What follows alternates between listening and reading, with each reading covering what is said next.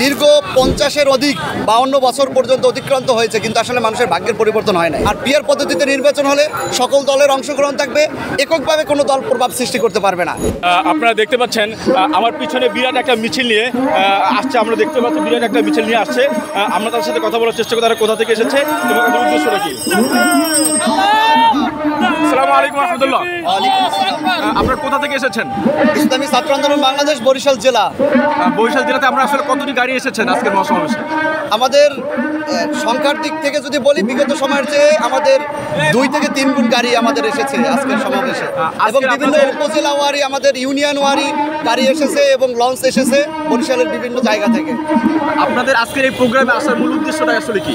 আসলে আমাদের ইসলামী আন্দোলন বাংলাদেশের পক্ষ থেকে 3টা দাবি মৌলিক: বিচার, সংস্কার এবং পিয়ার পদ্ধতিতে নির্বাচনের দাবিতে ইসলামী আন্দোলন বাংলাদেশের আজকের এই মহাসমাবেশ। এবং এই সমাবেশে ইসলামী আন্দোলন বাংলাদেশ চাচ্ছে আমাদের দেশের যে সার্বিক পরিস্থিতি, এটার একটা পরিবর্তন করতে সংস্কারের মাধ্যমে সর্বক্ষেত্রে, এবং ফ্যাসিস্ট আমলে যতগুলো বিচার বহির্ভূত হত্যা হয়েছে এই হত্যাগুলোর সঠিক বিচার হবে, এবং পিয়ার পদ্ধতিতে সকল দলের অংশগ্রহণে পিয়ার পদ্ধতিতে নির্বাচন, সংখ্যানুপাতিক পদ্ধতিতে নির্বাচন হবে। তাইলে দেশের মানুষের ভাগ্যের পরিবর্তন হবে। আপনারা পিয়ার পদ্ধতিতে নির্বাচন হতে হবে, এটা এমনটা কেন চাচ্ছেন? আসলে কি রাজনৈতিক দলগুলোর ফায়দা হবে নাকি জনগণের ফায়দাটা হবে? এটা জনগণের ফায়দা মূলত, কারণ আমরা বিগত সময়ে দেখেছি বিগত যে নির্বাচনগুলো যে পদ্ধতিতে হয়েছে, এ পদ্ধতিতে নির্বাচন হওয়ার পরেও দীর্ঘ 50-এর অধিক 52 বছর পর্যন্ত অতিক্রান্ত হয়েছে, কিন্তু আসলে মানুষের ভাগ্যের পরিবর্তন হয় নাই।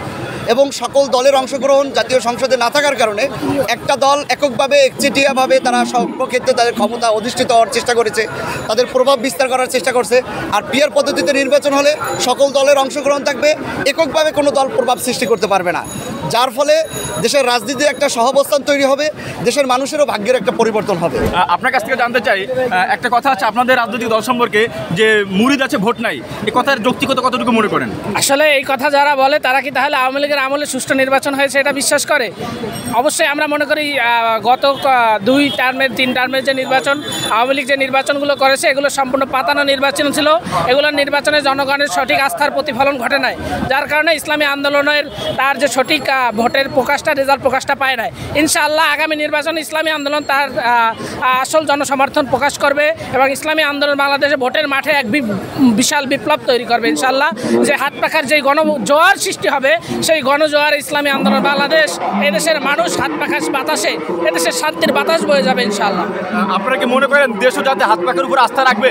অবশ্যই, এটা আমরা অবশ্যই বিশ্বাস করি। পিশাব চরমনাই বাংলাদেশের নিরেট স্বচ্ছ একজন রাজনৈতিক লোক, তার উপর অবশ্যই দেশের মানুষের আস্থা আছে। আপনার কাছে সর্বশেষ প্রশ্ন, আজকের আপনাদের এই সমাবেশে কত লোক হতে পারে আনুমানিক বলে মনে করেন? আমরা গণনার থেকে বিভিন্ন মিডিয়ায় এখন পর্যন্ত যে নিউজটা আমরা পেয়েছি, 10 লক্ষেরও বেশি লোকের সমাগমের ব্যাপারে তারা মিডিয়া কর্মীরাই বলেছে। এখন সর্বশেষ মুহূর্তে এটার সঠিক কাউন্টটা বোঝা যাবে। তবে বিগত সময় আমাদের এর থেকেও বেশি লোক হয়েছে, এখন যে উপস্থিতি 10 লক্ষেরও বেশি, তো আমরা এর থেকে 2-3 গুণ লোকের উপস্থিতি আশা করছি আজকের সমাবেশে। ধন্যবাদ। সুপ্রিয় দর্শক মণ্ডলী, আপনারা শুনছিলেন তারা আসলে কী কী দাবি নিয়ে এসেছে।